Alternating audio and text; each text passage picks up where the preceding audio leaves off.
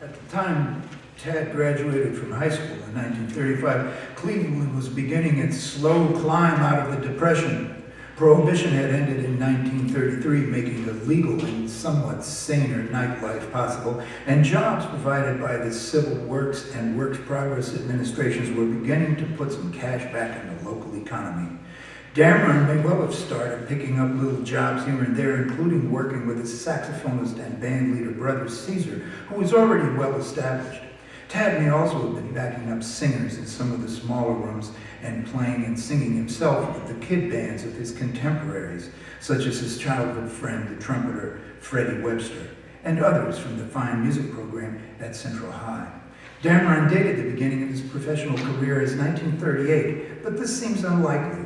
Perhaps he was not quite able to support himself until then and did not consider himself completely professional until he could. It is quite possible he subbed for Clyde Hart in the band of Blanche Calloway, Cab's older sister, in late 1935 or 1936. The singer Jimmy Scott recalls that Tad worked with Blanche Calloway right out of high school.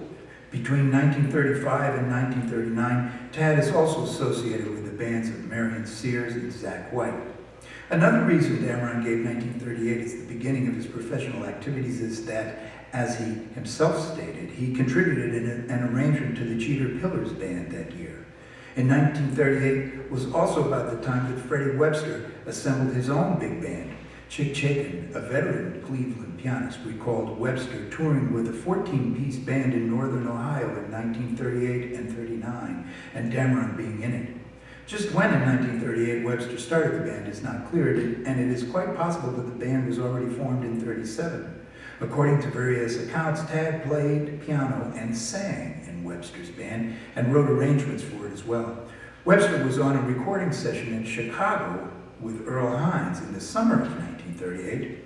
While Webster was with Hines, Dameron had one of his early arrangements played by the Earl Hines band. At some point in August or September of 1939, Dameron went to Chicago again and took a job as a staff arranger and pianist for a new band formed by tenor saxophonist Vito Musso, who had come to prominence with the bands of Benny Goodman and Gene Krupa. When the band got to New York, there were money problems. And although the band played a 7-week engagement at Roseland, Musso could not keep it together and took an offer from Harry James. Tad was left out of work and possibly a bit demoralized in New York. However, his first big break was about to come as a result of a chance meeting with band leader Harlan Leonard. Harlan Leonard's Rockets, an offshoot of the original Benny Moten band, was one of the premier bands in Kansas City, after those of Count Basie and Andy Kirk.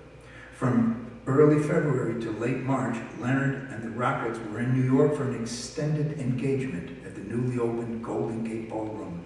Leonard was going to need fresh material for the tours and recordings he was anticipating now that the Rockets were signed with the booking agency MCA and the Bluebird recording label. And the eager young arranger was likely just the man he was looking for.